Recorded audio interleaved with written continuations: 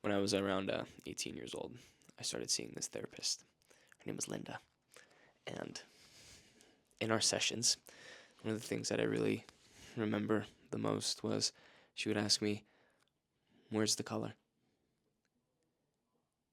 I have operated for so long under black and white. Either something was really good or something was just horrible. These highs and these lows, feeling so addicted to the highs, so fearful of the lows, and when the lows would come, they would consume me. And when the highs were high, I would forget about everything and I would be like, oh, yes, okay, I'm back on it and I'm never going to fall down again. And then I would fall and then I would feel like, oh, what's wrong with me? What error did I make? What wrong did I do to come down to this? Not seeing how precious my downs were until the moment was done. And I would be able to look back and be like, wow, how much growth, how much grace. And this yet on a different vein, be it similar, of where's the color, the black and white spectrum, that I would often feel like I couldn't pursue and do the things of my heart out of fear of it not being enough. Mostly for myself, but fear of what other people would think, that, if I wasn't, I quoted in the last video Mr. Fantastic Fox, that if I'm not the most amazing thing this world has ever seen, that I am nothing. And as I reflect on that root in me was coming from, on one level, this little boy in me who felt so alone and unseen as a child and unwanted. And as he would age, as I would age, I would want to strive for things that would give me as much attention as possible. Please see me. Please look at me. Please love me. I am enough. Please tell me I am enough. And this yearning for that would never be satisfied by anything. It was never enough for myself. Even if people would tell me I was, it wouldn't feel like it was. I would feel like they were lying. And what a wild dance I found myself in. And regardless of what the initiation was for us to feel this way, I feel like this standard of perfectionism hurts so many of us. And that perfectionism, that standard, can vary greatly depending on the person, depending on where you are in your life even. But it's one thing to acknowledge, like, okay, I know why it's there. And for a long time, I knew why I was that way, why I would operate that way, why I would act and seek for approval in these ways. And I feel many of us have this awareness of many things. We are not deprived of information. Many of us are not deprived of awareness. And yet that classical thing of like, well, awareness is the first step. Yeah, but what then? What then do we do? And I've noticed, and I was writing on this the other day, that I feel there are 5 things. And this isn't gonna be a fucking, if you do the 5 things, whatever, ain't gonna be that. What I'm saying is, as I like, there was like 5 things that I wanted to kind of encapsulate this: awareness, acceptance, action, persistency, and consistency. Or like this 5 thing, and I don't know, putting it in 5 when I was journaling about it, it just felt nice. Felt like a little period, a little punctuation on it. But there, this thing of like, if it's all or nothing, I'm fully in or I'm fully out. Like, yes, there are some things that we do need to fully commit to, and if we're kind of pussyfooting around, we're not really committing to it. That's like an issue. I have pussyfooted with a lot. I don't know why the word pussyfoot keeps coming up, and I don't really even know what that word means, but we're just gonna keep going with it. I have been teeter-tottering on a lot of things in my life, mostly because of this fear of perfectionism and how it's going to look and what other people are going to think, and if it's not going to be the most amazing thing, that I just shouldn't do it anyways. But that limbo state was much more painful than actually just doing it. But then when we have these awarenesses, this understanding of like why we are the ways that we are, it's not enough, because what then comes after that? Like, we want to make change. That desire and wanting to make change is a prefrontal cortex operation. It is the front part of our brain that is logical, that can make calculations, that can perceive things. But the deeper part of us, that deeper part, if you're watching a video, I'm pointing to the back part of my brain. I'm skipping on the actual part of the name. If you remember that part, please make a comment on Spotify or YouTube, whichever one you're watching or listening to this on.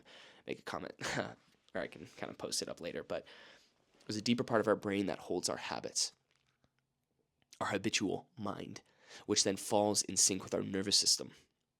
And from my understanding, doing somatic work with clients, having done somatic work on myself with a practitioner, that the nervous system and this relay relationship between nervous system, brain, vice versa, it must have an opportunity to be given space to go into that second step. Once we have the first step of awareness, the second step coming to acceptance. Acceptance, maybe sometimes surrender, is not a logical process. It cannot be, like deduced down to steps. It's a process that takes time. If you've ever done like a big medicine journey with ayahuasca or mushrooms or things like that, you'll understand it in that context. And even if you have it, it doesn't matter. There may have been things in your life, like somebody that you really wanted to forgive, but it was really painful. Getting over a relationship, transitioning in phases and seasons of life in any kind of capacity. There must come this form of surrendering to the old in order for the new to come. But that season of how long that grieving process takes can be a minute. And even if we've come to that state of like acceptance, it's not a one and done situation. It revolves as time goes on. And we may have thought that we have healed certain parts of ourselves, and then it'll come back up again. So it's really a lifelong journey to some extent, but yet given enough space and time to really feel and be with it. And this is not a doing process per se, even though it is a very active thing, because we must actively choose to be in a state of acceptance while also passively allowing it to move through us. Beyond that, then there's action. So once we have the awareness of something and we've really accepted that thing, taking the actionable steps forward to actually see something through, even if it's not going to be perfect. What is the next step that I can take? The littlest thing can go so far. The smallest amount of encouragement, a little bit of a push, can create a cascading effect of the rock to fall. But it's a symbiotic relationship, because through the awareness, we understand the actions we must take, but we must have an acceptance of what was in order for us to take an aligned set of actions, not done in haste, but done in true intention. Like in by haste, I feel like there's this kind of like in the, not maybe the last video or the other video, but the one I was talking about, slowing down. When we slow down enough, that can give us the opportunity to actually see what the next step is clearly, not from a place of insecurity or insufficiency, but from, as best as we can, authenticity. And it's never going to be perfect. Right? That's the fucking kicker. Sorry, Grandma. Sorry, puppy. I'm really working on the cussing thing. For those of you who watched previous videos, you understand what I'm saying. Yeah, and after that action, right, there then falls into that persistency. And I wrote it down in my journal as persistency as number 4, and then consistency as number 5. Because when I looked up, I honestly when I was thinking about it, I was like, what's the difference between persistency and consistency? And persistency is something that when you are persistent about something, it means that you continue to do even though there are obstacles, even though there is adversity. You know, when when you're dating and someone's like, "Well, he was very persistent," you know, the person who just didn't take no for an answer, they were showing up even when there was an obstacle. Consistency means that it's something that is repeatable. Like, if somebody has a really dialed in morning routine, or somebody who's like just always at work on time, or something that's just like always done in a consistent manner, meaning that it's repeatable and reliable because of that. Persistency and consistency, while this might be, a little bit of a play on words per se, but yet it kind of matters to me in this context because it shows a little bit of a different intention. Because we think that once we have the awareness of something and we've really accepted it, we're taking action, that boom, it's just going to automatically be this whole new way of being. And I often find this when I'm coaching people with meditation, and even in my own experience when I first started meditating, or when I first started doing other like quote unquote positive things in my life, like things that felt nourishing. I expected it to be this immediate thing, that I wasn't going to reach any other obstacles because I had this awareness of it. But that's not necessarily the case. It showed me that there's going to be obstacles. Like when you first start meditating specifically, you're not really gonna want to do it.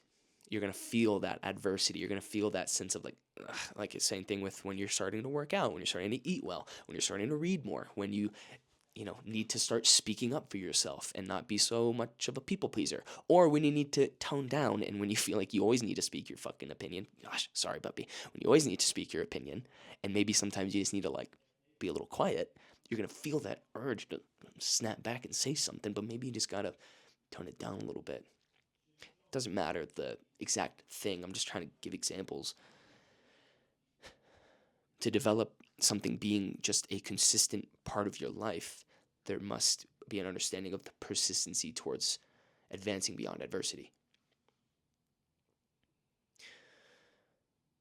And all of those 5 things, they fall into this interplay because it's never one after the other. It is this cycle. I made a video on my Instagram and TikTok the other day about there are these cycles that we fall within, and our mind on some level acknowledges that once the cycle comes to a completion, we will no longer be the same, which is going to require a deeper level of change, of a different operating system and a way of being. Sorry, I keep looking over this way, by the way. I don't know if you're watching and noticing. I have my notes right here, but then I also have a timekeeper, and I have something I got to go take care of soon, so I'm trying to bang this out. But that sometimes we may notice, like if we're trying to create a new habit or we're trying to change our way of being, that there'll be this cycle that we're in, or even something beyond that. Like there's seasons of life that we're in that are challenging, that are confusing, that are heavy, or things that are really great and inspiring or whatever. There is a cycle that, like our life, the seasons of life, they operate in a cyclical manner. And for our own self and our own sense of liberation, our mind on some level will kind of sense when the real moment of change is coming, and that is incredibly challenging for our ego. And the ego is not a bad thing, right? It is a beautiful thing. It is what emanates me to want to make this video so that you and I can have this. It's not really a conversation because you're more listening and I'm more speaking. Thanks for listening, by the way. But if my ego is the thing that's like, I gotta do this thing, but it's also like another part of me. But either way, it's a different conversation, different time. Our ego, on that one level that wants to keep things the same, it will notice when this cycle is about to complete, and it'll try to get our mind involved and deviate away. When we are in the process of keeping awareness, we can be aware of our things, and when the acceptance and the action and the persistency tries to come in, something will try to pull us away and distract us. And if we allow that, we'll just further deepen our process of being in that cycle. And to complete the cycle, we must honor the process of allowing it to unravel and be persistent and consistent simultaneously. but while acknowledging as well that these 5 things that manifest throughout this circle and throughout the seasons and phases of our life until we are dead, it's never going to be like one and done. It will have more of a heightened understanding of like, okay, what theme am I in right now? What season, what part am I in right now? But it's like always going to be this kind of like watery, flowy kind of thing where things will kind of ebb in and out, but there will be something that is of more highlighted importance. Why I went into this whole thing from the starting point of my therapist when I was 18 years old telling me, "Where's the color?" She didn't talk like that exactly, but it's fun to say it like that. "Where's the color?" She kind of did, actually. She had a really sweet voice, but she would just kind of look at me like, "Where's the color?" In a really like sweet, beautiful way. Linda, for some reason, if you are watching this or listening somehow, thank you for everything you did in my life back then. That work with you sent me on a very beautiful journey. But why I'm saying this is because the real work comes after knowing my little Mr. Fantastic Fox thing that I'm working through of this perfection, this ideal that, and if anything less than that, then it's absolutely nothing. For years, I have had the awareness on that, but yet would still repeat the same patterns. And it was not until I allowed myself, and this is the hardest part, but I actually allowed myself to feel it, allowed it to be there, acknowledged it, and continued to take action in a direction that I knew was where I wanted to go, and persisted through in spite of parts of me, even in moments almost seeming to be like every part of me was saying don't. But I said yes and would continue, which would then develop this form of consistency that I am consistently going to show up for myself, even in the face of adversity. Even in that, I will be persistent. I will take this action. I will continue to allow with this awareness. Yeah. I feel like I talked pretty fast today, but like I said, I'm on a time constraint and I wanted to get this out mostly to honor that I want to be making these videos more. And videos or audio if you're listening, but I mean, you can watch it on either one, it doesn't matter. But yeah, for consistency, because I got a busy weekend coming up. So yeah, y'all. I'd love to know what your process is with this. Please share in a comment section on either Spotify or YouTube what your process has been with this. Do you relate to mine? Do you have your own? You know, if you have something that you resonate with more than these 5 things that I've talked about, like what's your process? If you have something you'd want to add to it, like just let me know. I'd love to hear your thoughts. Yeah, like, subscribe, follow, do whatever, all the thing. Time of Sages on everything. If you want to do a somatic session with me, like this process that I'm talking about of allowing, if that's something you personally want to feel, I always give a first free session. So I got a link for that in my bio on all my platforms. You can also shoot me a DM and we can get that set up too. And if you have more questions, we can talk about that as well. So much love, my friends. It's currently Easter weekend, so for those of you that are celebrating, well, celebrating is an interesting word to say, but you know what I mean. Cheers to you on that. And for all my other friends, I love you. I love you all. What a gift to be here with you guys in this space. Take care. Talk soon.